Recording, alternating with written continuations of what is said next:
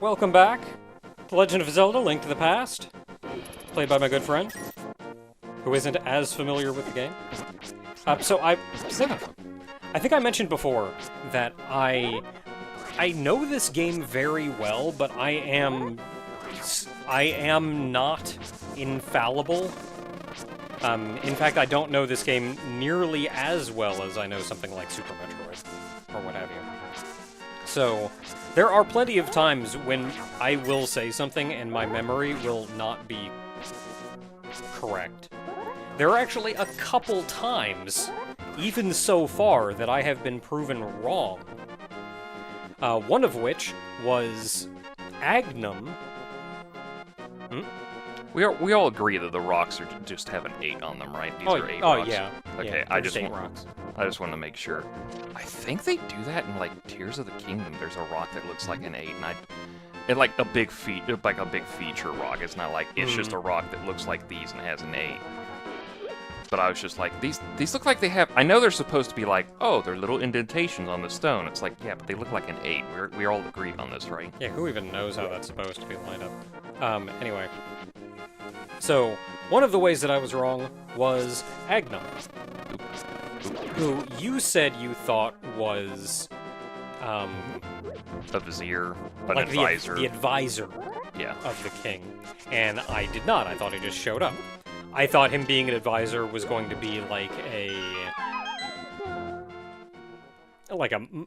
manga only thing or whatever. I thought they mentioned it in the backstory. Like, probably like the manual or something. I don't know. But anyway, he was actually the advisor, but only for a brief moment. Because if effectively how the story goes is Hyrule, time of peace. Yeah. So the Knights of Hyrule were actually... Weren't they mostly gone at this point? Actually, yeah, most of them died off in the Sealing War. The imprisoning war. So there was very few in the way of Knights of Hyrule left. And Hyrule got attacked by a bunch of monsters or something. And then they're like, oh no, what do? We don't have any knights. And Agnum showed up, and using his grand magic, like, killed the crap out of him and saved Hyrule. So the king, then, was like, man, you're so great and powerful and helpful, why don't you be my advisor? And Agnum said, sure, I'll be your advisor, immediately brainwashes, like... This'll make it easier to kill you. Like, he wasn't, like, previously the advisor scheming in the background or anything. It was very much a... Hi guys, how you doing? It was very much immediately like, oh, I'm the advisor and have access to all of these things? Cool! Time to use that to take over Hyrule. Immediately gonna brainwash everybody and... What is this cave? I don't think you've ever been in there. I think it's a shop. No, I think you did go in here. Oh, it is a shop. This is that My cave in Link Between Worlds, isn't it? I think so. Because it's so, like... What's the point of it? I'm gonna be honest with you. Outside of, like, the eventual Dark World thing with Lake Hylia. This is Lake Hylia, right? Or Yes. is it Lake Hyrule? The Hylia. Okay. Outside of, like, the eventual Dark World thing, Lake Hylia just kind of means nothing. Yeah, not a lot going on out here in the Light World. Well, there's a couple things. You got the ice rod off to the east of Lake Hylia. Yeah. There's... I just meant, like... I mean, there's no dungeon or anything. Yeah, I meant, like, story importance, like... I suppose, thinking about it, the swamp also really doesn't serve much of a purpose other than something you have to go through in order to get to the desert. Yeah. I mean, again, it's that kind of like, you're supposed to be like, ooh, the dark map and all that. So, this is where you go to dump rupees. This is your rupee dump. Also known as a there's- bathroom. exactly. Oh man, I gotta dump some rupees. So there's nothing left in the game that you're going to be spending an obscene amount of money on.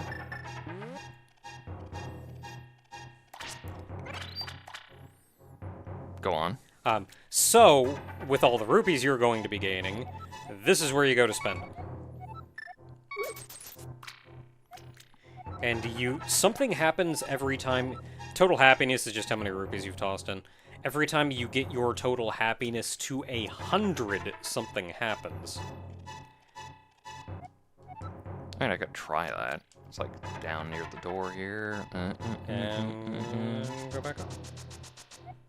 Oh, you can. Oh, you can. So you could probably just dash straight down and back up. How you doing? And this is where, and what this does is it lets you expand how many bombs and arrows you can hold.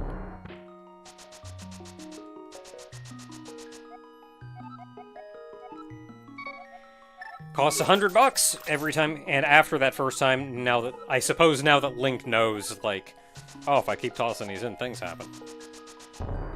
He's like, oh yeah, I'll just keep chucking in money. Maybe it's a time thing.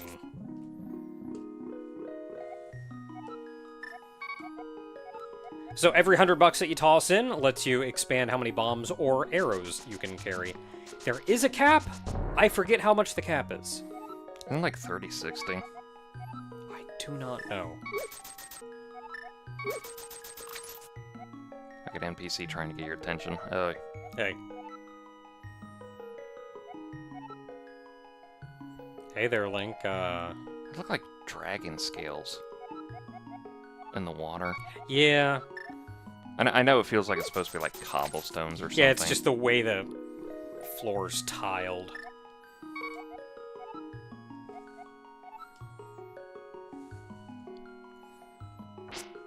Alright, and now we have no money.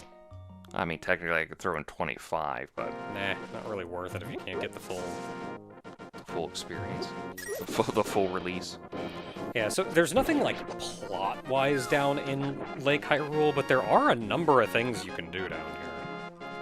There's the Ice Rod off to the east, there's the Pond of Happiness right there, there's the Pond of Happiness. There's the bridge.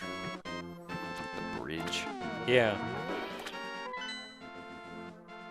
Just around and up. I only point it out to you because I know that you know that it's there. I know that you know that I know you know. Otherwise, I would have left you to your devices to find it. Why does it say I have 49? Oh wait, I shot one. For funsies, into that green thing. Like it's just a triangle. Just a little more shallow there.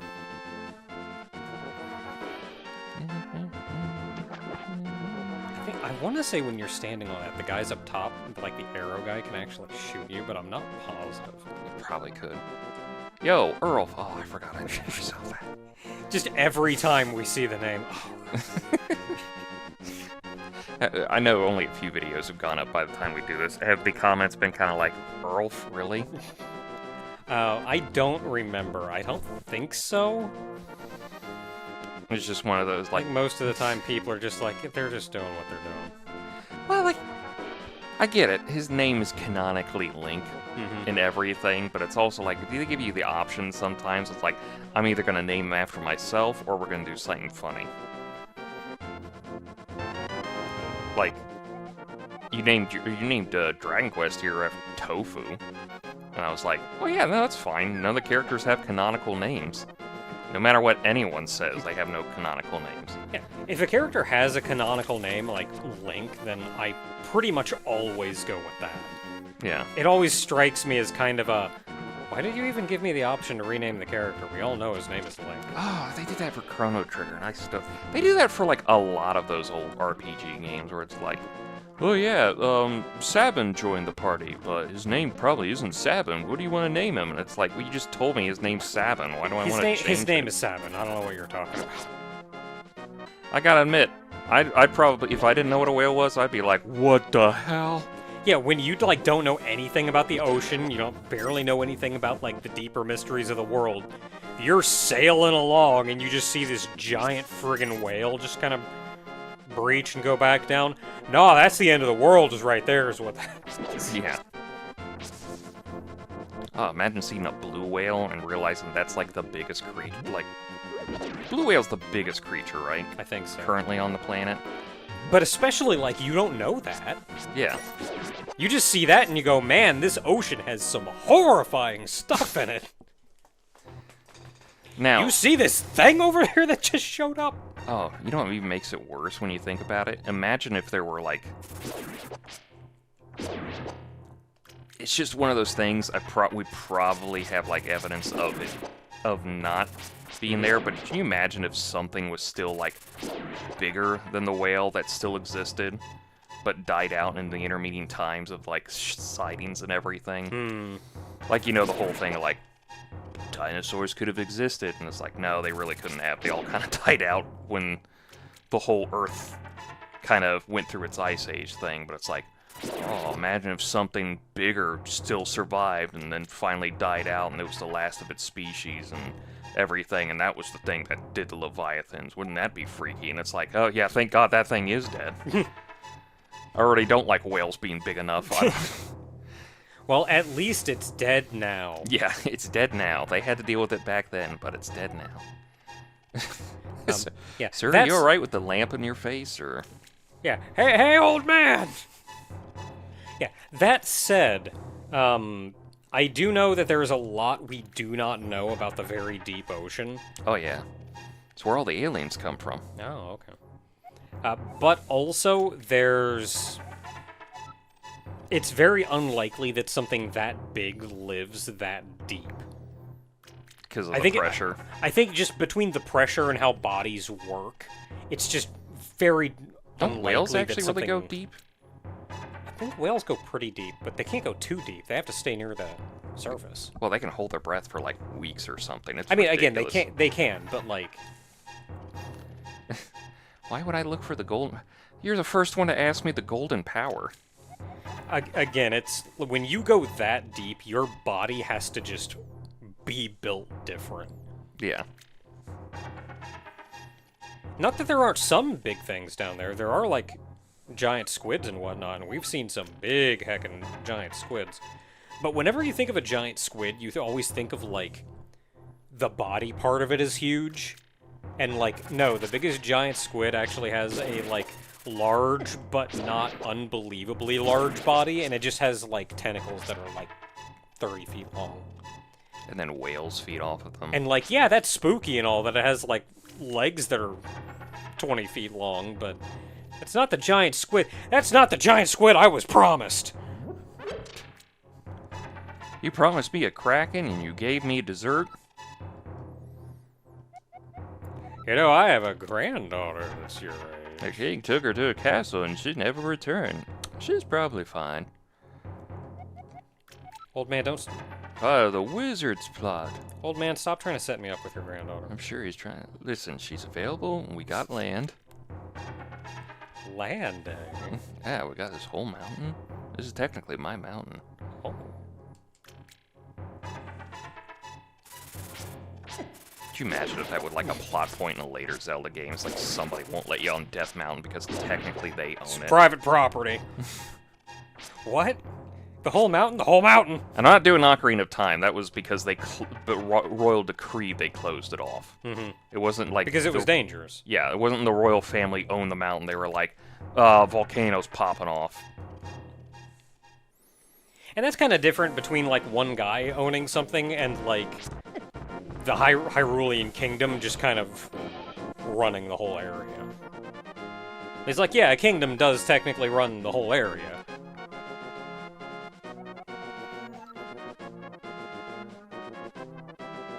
But also, they only run the whole area in as much as they can physically enforce that. Oh yeah, if you don't have somebody out there to do that, nobody cares. So, like, if Hyrule wanted to go, like, yeah, we own Death Mountain, and then the Gorons were like, yeah, but we're living here. A lot of that is the Hyrule Kingdom going, you know what, they can live there. Or if they really want to say, no, we own Death Mountain and we don't want you living there, time for a war! So, okay, I have to ask, because we're going to bring that up now. Does Death Mountain is included in Hyrule's Kingdom's land? Does that mean they've given, like, autonomy to the Gorons, or they recognize the regency of the clan or something? I don't know, they don't have any like soldiers up there, and the fact that, like, the Gorons actually seem to have some connection to the royal family, so maybe I'd guess it's something like that they're just like, nah, the Gorons are up there and they're cool. Son of a bitch, Boulder. Hit me just as I lost in... Because, like... Oh yeah, the Gorons are up there and the Gorons are cool. For the most part, like... The king of Hyrule seemed to recognize the Gorons, the Zoras, the Forest people. I don't think he knew about the Forest people. Yeah, probably didn't even know about the Forest people. But, like, you know, you still have the Zora king. It's like, yeah, we run that forest, but don't go in there. You have the chieftain of the Gorons and everything. Mm-hmm. They seemed to be fine with the Gerudos, even though, like... I mean, they didn't, like, really do anything bad.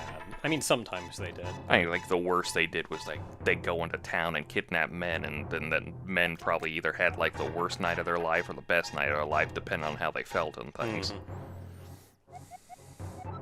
You know what? Brings up another point I meant to bring up. They mention an Ocarina of Time, and then never touch on it again. But they said every 100 years, one single male is born in the Gerudo tribe, and Ocarina of Times was Ganondorf, which was from Demise and all that stuff. Yeah. Where have all the other male Gerudos been in the intervening time, when Gerudos play a plot point? There's none of them, there's not a single one in Breath of the Wild or Tears of the Kingdom. And they're an important tribe in that whole thing. And I've been thinking, like, do you want to do another male one? Because Ganondorf, from Ocarina of Time, Ganondorf is immortal. That's his power he got from the Triforce of Power. He is immortal. You can't kill him. That's why he always just gets inadvertently sealed. Yeah, he's also kind of stuck at that point. Yeah. So it's like, did he just stop the male population from being born in the whole thing, or what? I remember hearing that somewhere, that because Ganondorf exists, another male would not be born. I don't know what legitimacy there is to that, but I remember reading that somewhere. I mean, I could buy it, because it'd be one of those, like, so does, like, the male reincarnate? Because they specifically say that in Ocarina of Time, the male that is born is the one who rules over them for that time being. He essentially becomes their leader, the king of the Gerudos. So it's like... Man, hope they actually get a smart dude when he shows up. You know how many really dumb dudes there are? You don't want to just objectively go, oh, he's male. Well, I mean, his nurses were... I mean, there's 2 crones, and they didn't exactly have... That's problems all on its own. Yeah, they didn't seem to have everyone's best interest in mind. I mean, admittedly also, like, they're raising and training him to be a king. Yeah. And... Oh, he just can't wait to be king. And it's also the Zelda universe, so I'm sure there's some kind of weird magical stuff, like reincarnation stuff going on. So, I mean, the reincarnation stuff is literally Link, Zelda, and Ganon, and then whatever other character they introduce. Yeah, so by that stretch, I mean, there's probably just something where, yeah, Gerudo King shows up, he's going to lead, and he's going to be that good king. They're waiting for the king to come back. Almost. Okay, you know what? I thought for a second that, like, oh, they put... This wood slat is actually, like, a barrier or something. Because you can't really press it. You press against it and nothing happens. And I just held long enough and Link just jumped in. I was like, oh, okay, so it's just one of those, like, we're giving you a chance to not do stupid. Don't do stupid. Yeah, you want to rethink that? You want to be committed before you... Also, I know people talk about one specific part of the graphic design on Death Mountain, and we'll get to that in a moment. I just like this one. It's neat. Because it's so foreboding, because it's like, how tall up are you that you just see darkness below? And like the only glints you see are probably these like jewel stones or something down below. Like, Yeah, that'd make the most sense. I don't know what else it would be. you want to talk about foreboding and creepiness, was like, what's down there? Like, everyone's always like, oh, the Lost Woods are creepy. It's like, what's down the rest of Death Mountain over here? It's just some... And then it's that dark. Like, you'd think you would be able to see something. I mean, I also understand, yeah, they just didn't want to render it. It complicates Oh, yeah. the graphic design, that's system just- limit, what have you. yeah, I it's get just that, background. but like... So, once you've climbed up Death Mountain, and you get in here with the old man, this becomes a third restart point. And also, anytime you talk to him, he refills your health. So, like, if you go select, save, and quit, and then start back up, you can now start at Link's house, or the Sanctuary, or the old man's house. Old Man's Cave. I forget what it's called. Mountain Cave. It's just Mountain Cave. Could be.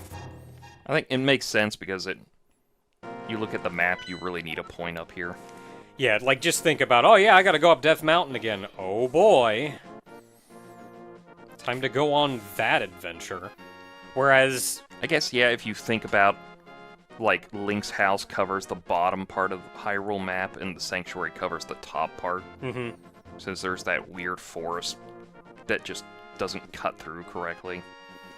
Yeah, like, between Link's house and Sanctuary, you're kind of cover north and south Hyrule, and Death Mountain is just kind of a pain to get up to, so it's nice to have a start point up here so you don't have to go through all that hullabaloo. Like, from the Sanctuary to get back up here. Yeah, this is the one everyone talks about, which is like the backside of the Lost Woods. Yeah, and like, this is neat. You can see all these trees up here. I like the clouds that just like, man, the clouds just lapping around the mountain. Yeah, you're just up in the clouds. Hey, it's Spectacle Rock.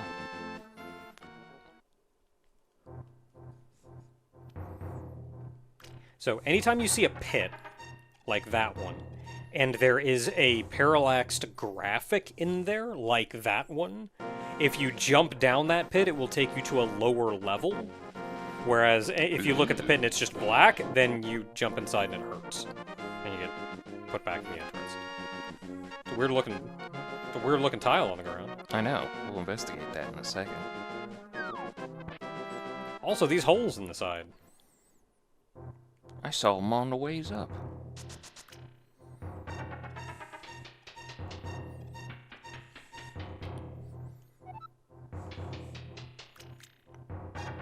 Like he climbs the step, but he takes off his sword and shield. Hooray! I somehow found a piece of heart out of the whole container. Heck yeah. Earl, it is I, Sahasra blah blah blah blah. You must somehow make your way to the top of Spectacle Rock. From there, you can reach the Tower of Hera, who exists in this universe for some reason. Don't ask. And then you killed the god Zeus. That's a different game. Yeah, Oh, the Tower of tough Hera, death so Hera has to exist. Ah. So a Hera has to exist, but like... I think it would make sense if that was like maybe one of the goddesses, but it's not. We know the goddesses' names. Well, we know the goddesses' names now. Well, yeah. Back then, we didn't. I think. Did we not know Din, Fiora, and... I think we learned that in Ocarina of Time. Who is the blue one? Ferore? No, that's the green one. Nehru? Nehru, yes, thank you. How do you remember Fiore? Because I like green. Has that not been established at all during the entirety of these games? I remember entirety them. of these LPs. I remember them because I associate them with the spells that you can cast in Ocarina of Time. Din is useful. Din's fire. That was it. The Din was useful. You had to have Din's fire in order to get into the Shadow Temple. Did you? I thought think she's... Maybe a fire arrow and some tedium. I think but you're intended to just stand in the middle, use Din's fire, and you're in. I think you could... I think there's a torch, a couple torches, cauldrons, whatever those things are called, that you can just, like, stand there and just arrow through them.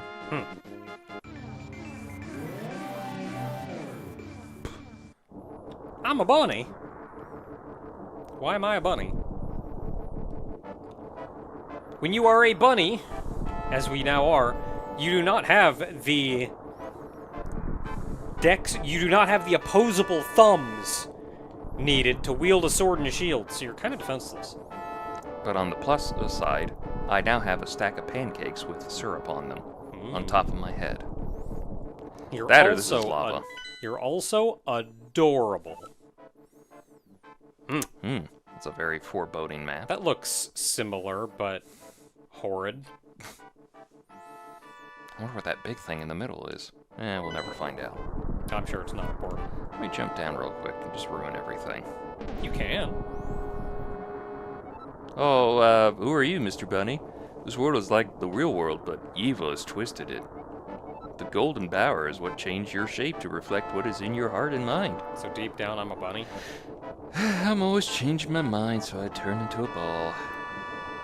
Okay, wouldn't a boomerang make... Actually, would... I mean, a ball would make sense if he was bouncing around. Like, I guess there's probably some puns that are happening in the Japanese version that we just don't get to work in the whole thing. I suppose always changing his mind in that he's round, so he's just constantly rolling around. He can't stably sit somewhere. Like a ball, since it's a sphere, it technically keeps... It would have to keep rolling. Yeah, it's just always easy to keep rolling around. Okay, which reference do you want me to make? Do you want me to make Sonic, or do you want me to make Limp Bizkit? Let's go with Sonic. Okay, so you're saying he's rolling around at the speed of sound? Exactly. Got nowhere to go, gotta follow his rainbow? Exactly. He looks so happy, though. We're gonna end up doing those games at some point, aren't we?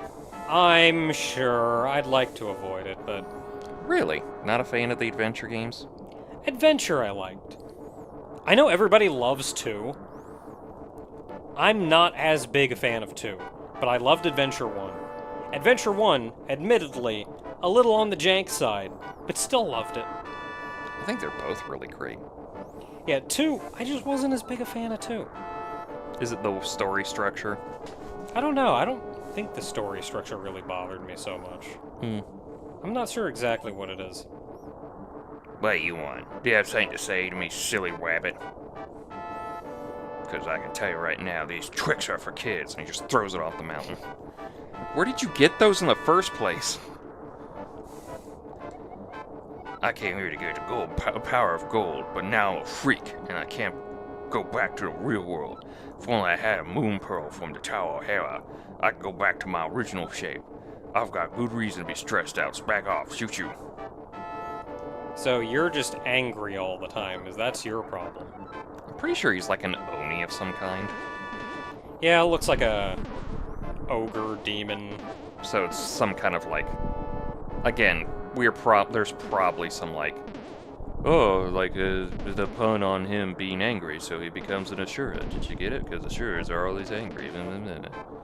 So in the manga, instead of a bunny, Link turns into a werewolf. Really? Yep. Turns into a wolf.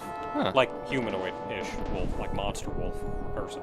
I'm assuming that's where they backtracked into Twilight Princess. Who knows? Maybe. Oh, I mean, they do references. He pulled himself together, like, immediately, though.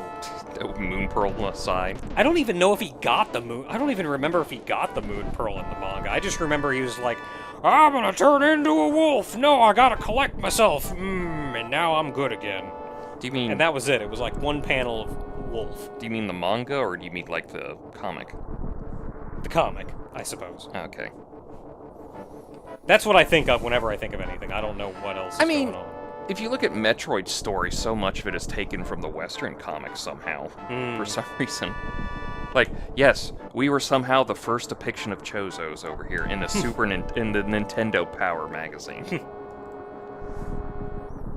Which is Honestly, you'd be surprised how much they do that.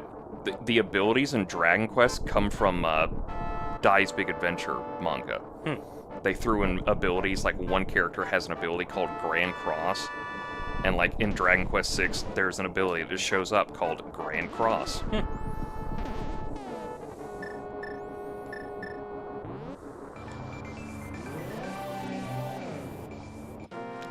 So I think the old man told us something about the mirror. They're saying about the mirror, there's also Maybe it was Sahasrara. Sahasrara mentions something, but when you get the mirror, it says specifically it feels like it's pulling you into another world. And there's your hint. So it's supposed to be like, it feels like it's pulling you into another world. Also, there's just the inevitability of you just go through your inventory and just use everything. Got it. Yeah. What's this mirror used for? I know I can do something with it.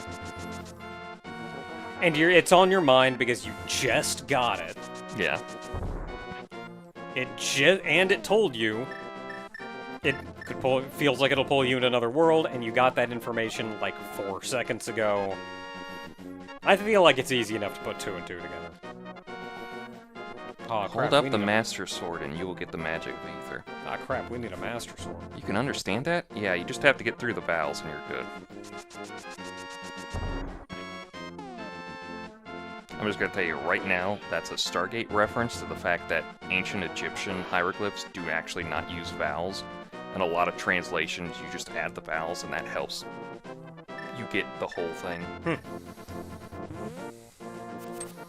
It was a joke in the movie that actually really works out. It's hilarious. Because really, if you think about it, if you remove, like, all of the vowels from a word, you can still kind of tell what people are saying. Yeah, no, you get what you get the idea.